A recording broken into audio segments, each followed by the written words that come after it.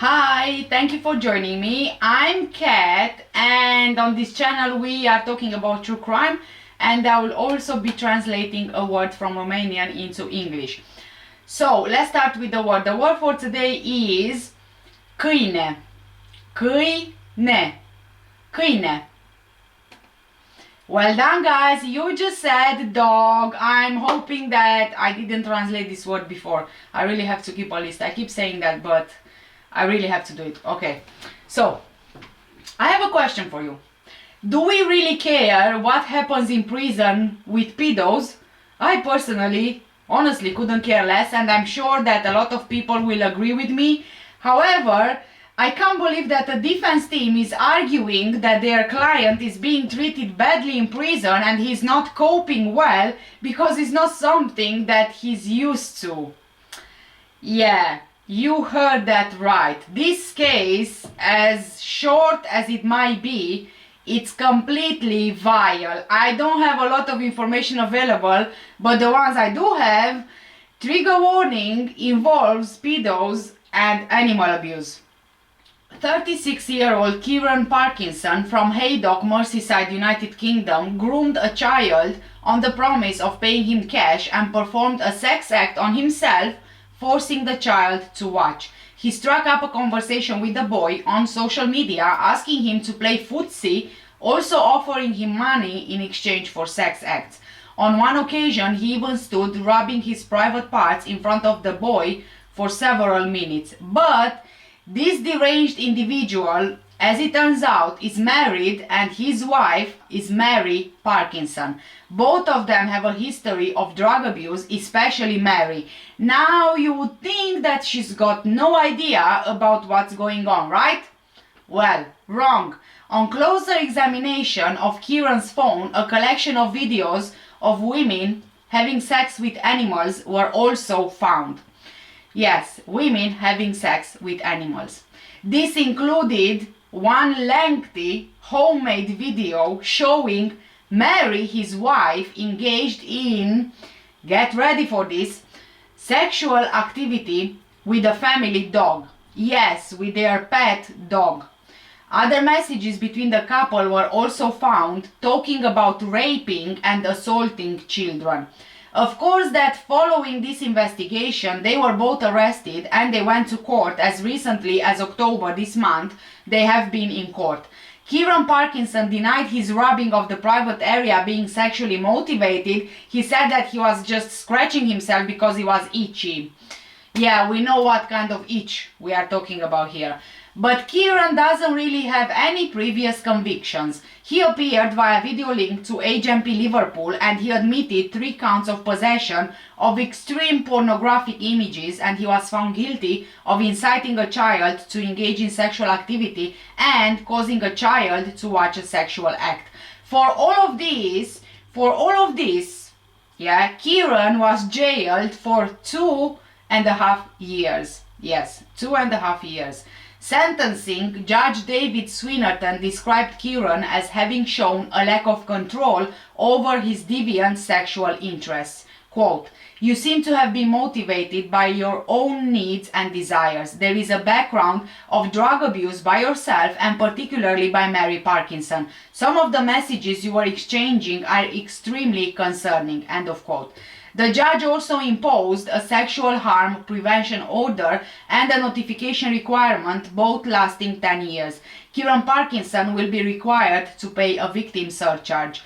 Simon Christie, defending Kieran Parkinson, told the court that his client had been badly assaulted during his 7 months on remand in prison. He added that 7 months in custody for a person inexperienced with that had a significant effect on him.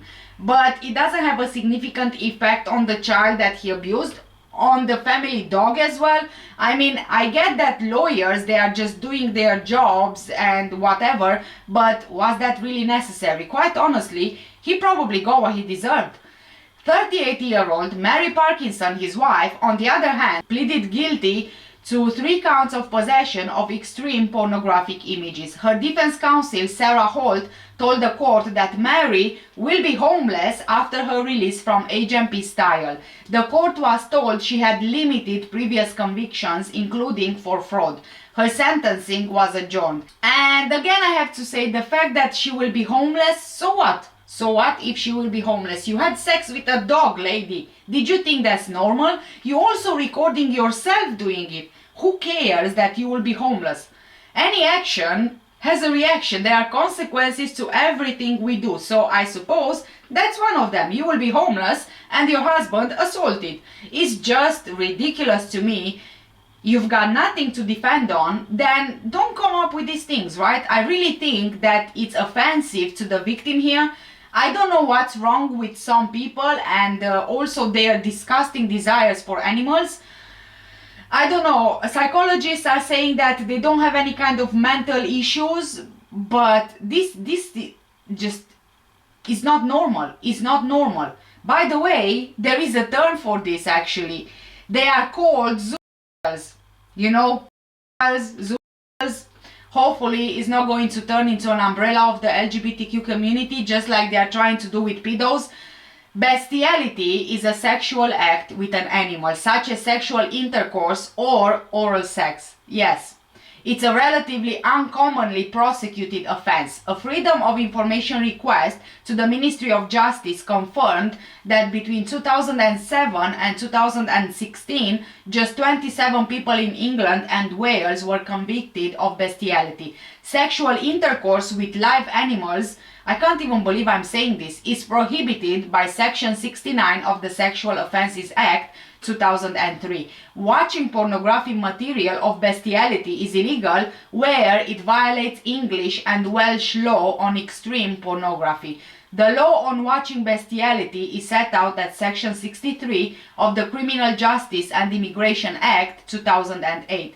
This prohibits possession of images that show a person performing an act of intercourse or oral sex with an animal, whether dead or alive, where this image is grossly offensive, disgusting, or otherwise of an obscene character. And again, I feel like a broken record. I can't believe I'm even talking about this. Guidance from the Crown Prosecution Service suggests that where an image is extreme pornography, it will always be considered to be obscene. And again, I'm saying, oh my God, I really do hate talking about this. I find it completely disgusting, vile, but it turns out that zoophilia is not illegal everywhere in the world. No, it's not illegal everywhere. In 2015, Denmark passed a law making bestiality a criminal offense from July the 1st in a move to tackle animal sex tourism. There are still a number of countries where zoophilia is legal, including Brazil, Mexico, Thailand, Finland, Hungary, and Romania.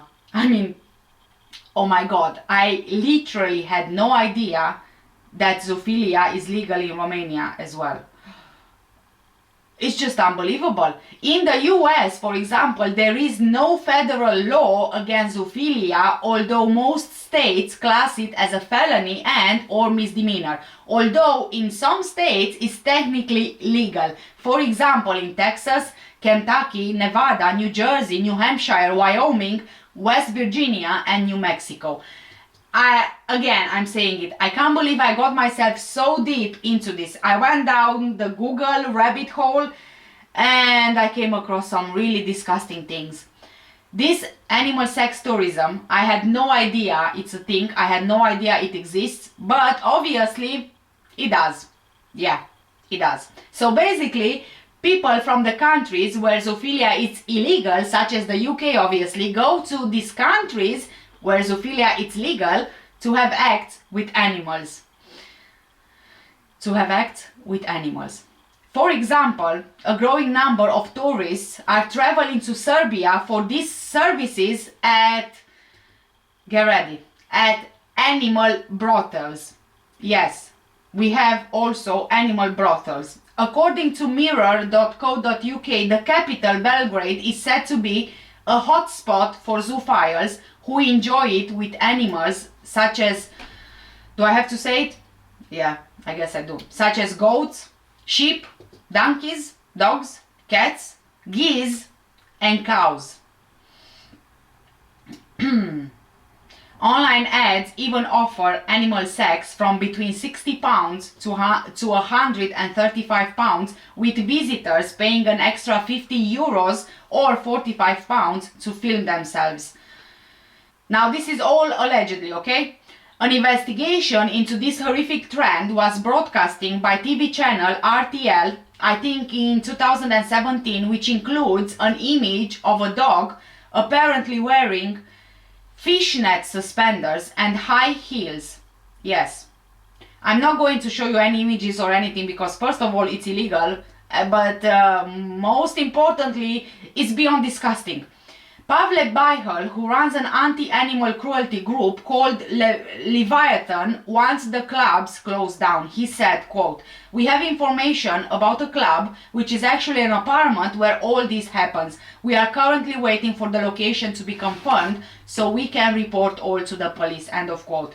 There are believed to be a number of specialized estates and stables in the countryside catering to the depraved tastes. Farmers who run the brothels don't see anything wrong with the setup according to this group. No, nothing wrong. So you basically raise animals to sell them for sex with humans. No, nothing wrong. Oh, I can't believe some of the things that I'm reading and I'm talking about. It's just, I'm speechless. According to a Metro article, in April 2017, a court heard how 64-year-old Carol Bowditch was filmed as she had sex with dogs and then their owners at animal sex parties in the UK. Yes, animal sex parties.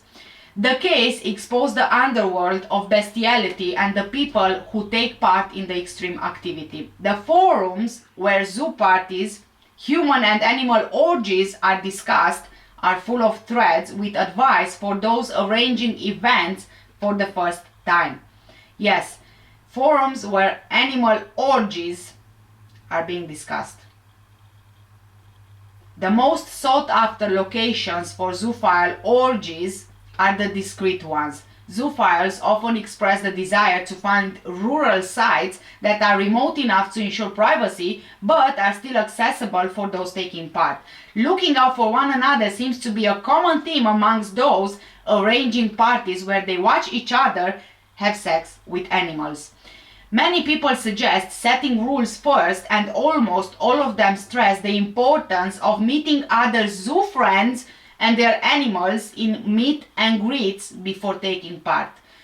Others suggest that all participants take an STD check before pointing out the really nice thing about dogs is that they can't become infected by human STDs. Yes, we are talking about this. In one thread in the UK, on the UK forum, a guy explained that he's single, into dog and horse perversion sex and looking to arrange a private party. One forum member described attending a party organized by his college admin in the 1970s where he watched as she was mounted by a dog.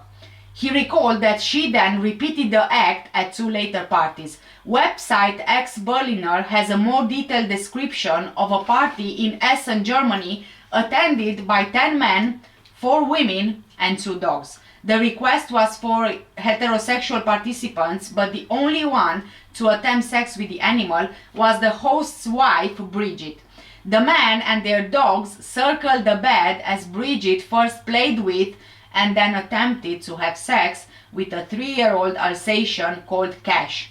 On that occasion, Cash was described as jabbing frantically for several seconds, but failing to engage with Bridget. Cash wet the bed twice before being taken for a walk by his owner. I mean, that poor dog, he must have been terrified.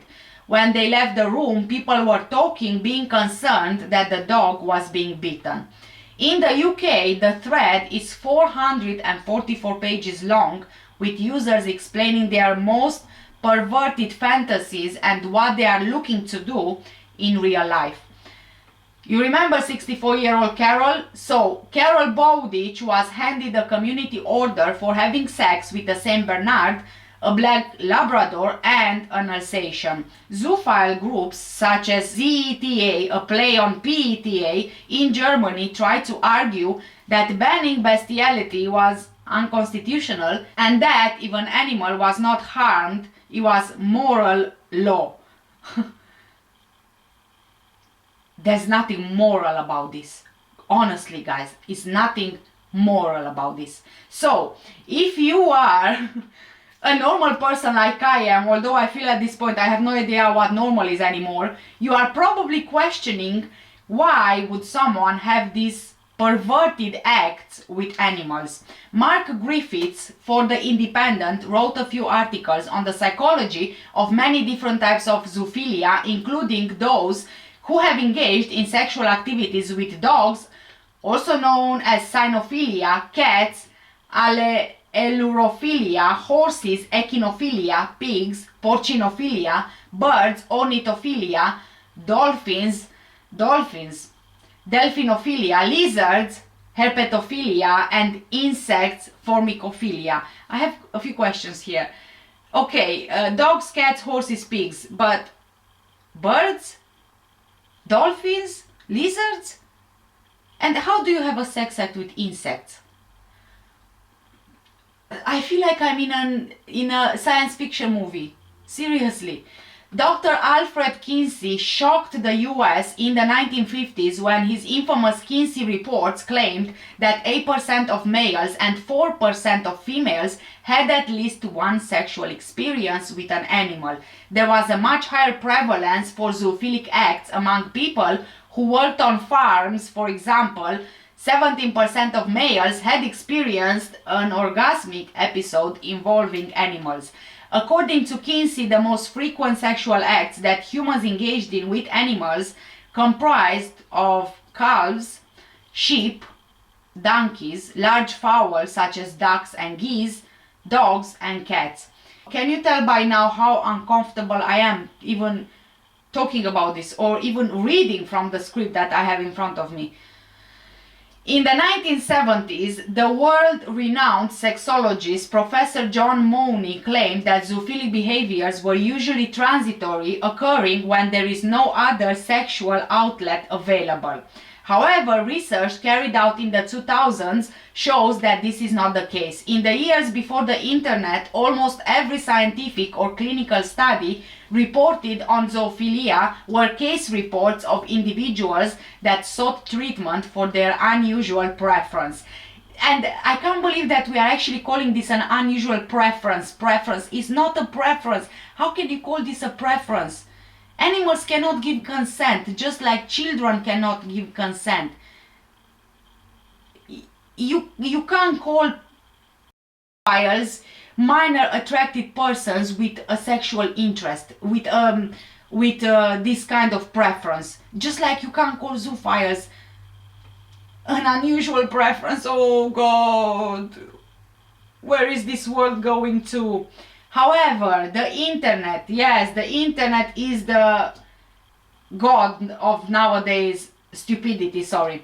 The internet brought many like-minded people together, and there are dozens of websites where zoophiles chat to each other online and share their videos. And I'm not going to give you any names of these websites because I don't want to start sharing things which are just not normal. They are not normal. Almost all of the recently published studies collected their data online from non-clinical samples. All of these studies report that the overwhelming majority of self-identified male and female zoophiles don't have sex with animals because there is no other sexual outlet, but they do so because it's their sexual preference. The most common reasons for engaging in zoophilic relationships were attraction to animals out of either a desire for affection and a sexual attraction toward and or love for animals. A study by Dr. Hani Miletsky surveyed 93 zoophiles, 82 males and 11 females. Only 12% of her sample said they engaged in sex with animals because there were no human partners available, and only 7% said it was because they were too shy to have sex with humans. For the females, the main reasons for having sex with animals was because they were sexually attracted to the animal 100%, had love and affection for the animal 67%, and or because they said the animal wanted sex with them 67%. Most of Miletsky's sample preferred sex with dogs, 87% males, 12% females, and or horses, 81% males, 73% females. Only 8% of males wanted to stop having sex with animals, and none of the females wanted to stop. Unlike case study reports of zoophilia published prior to 2000, the studies published over the last 15 years using non-clinical samples report the vast majority of zoophiles do not appear to be suffering any significant clinical distress or impairment as a consequence of their behavior. In 2011, Dr. Anil Agrawal published a comprehensive typology of zoophilia in the Journal of Forensic and Legal Medicine. The doctor claimed there were 10 different types of zoophiles based on both the scientific and clinical studies, as well as some theoretical speculation. For example, human-animal role players, those who never have sex with animals but become sexually aroused through wanting to have sex with humans who pretend to be animals. Romantic zoophiles, those who keep animals as pets as a way to get psychosexually stimulated without actually having any kind of sexual contact with them. Zoophilic fantasizers, those who fantasize about having sexual intercourse with animals but never actually do. Tactile zoophiles, those who get sexual excitement from touching, stroking or fondling animals or their genitals but do not actually have sexual intercourse with animals. Fetishistic zoophiles, those who keep various animal parts, especially fur, that are used as erotic stimuli as a crucial part of their sexual activity, with typically masturbation. Sadistic bestials, those who derive sexual arousal from the torturing of animals, known as zoosadism, but does not involve sexual intercourse with the animal. Opportunistic zoosexuals, those who have normal sexual encounters but would have sexual intercourse with animals if the opportunity arose. Regular zoosexuals, those who prefer sex with animals than sex with humans, but are capable of having sex with both. Such zoophiles will engage in a wide range of sexual activities with animals and love animals on an emotional level. Homicidal bestials, those who need to kill animals in order to have sex with them. Although capable of having sex with living animals, there is an insatiable desire to have sex with dead animals.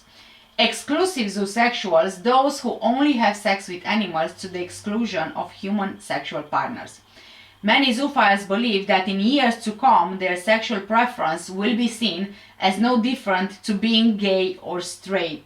I don't agree with that, especially because animals, like I said previously, cannot give consent just like children, even though many zoophiles claim the animals they have sexual relationships with do give consent.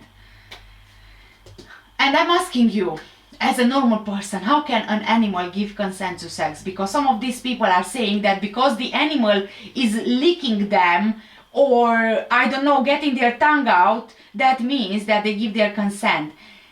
How is that consent? And how is it that they want this to be considered like someone being gay or straight? Like I said, they probably now want to be put under the LGBTQ umbrella, just like people, they want to be called minor attracted people, and also that this is a sexual preference. Oh boy, oh boy. Thanks to online research, zoophilia is just one of many sexually atypical behaviors that we now know more about, both behaviorally and psychologically. I'm so sorry, guys, that I took you on this horrific, vile, disgusting trip, but I really wanted to show you what people are capable of. And needless to say, ending today's video on this note. From now on, I don't think I will ever be able to look at animals the same way that I have before, in the sense that at the back of my mind there will still be this thing that people actually perform sex acts on animals. And also, I don't think I'll ever be able to look at fur again without remembering that people can be sexually attracted to furs because it comes from animals. It's just mind-blowing, really. It really is mind-blowing. Just yesterday, as we were driving around, we drove by a patch of land where you had sheep eating outside, you know, they were staying outside, and I don't know, flock of sheep, I think it's called. Anyway, I'll put it on the screen. They were just there outside, you know, rummaging in the grass, eating grass, whatever sheep do. And I couldn't help but think about this, exactly about this. And I was thinking, oh boy, this man or this woman has a farm, they have sheep, they have animals, God knows what they are doing. Now I'm always going to be paranoid about anyone owning animals, and at the back of my mind there will always be this question: are they sexually doing acts with the animals? Please guys, do let me know what do you think in the comment section down below. Thank you so much for watching today's video. And before I go, I do take case suggestions, so if you have any case request, just leave it in the comment section under this video and I will make sure to go over the case for you. For now, take care, stay safe, and I will see you in the next one. Bye!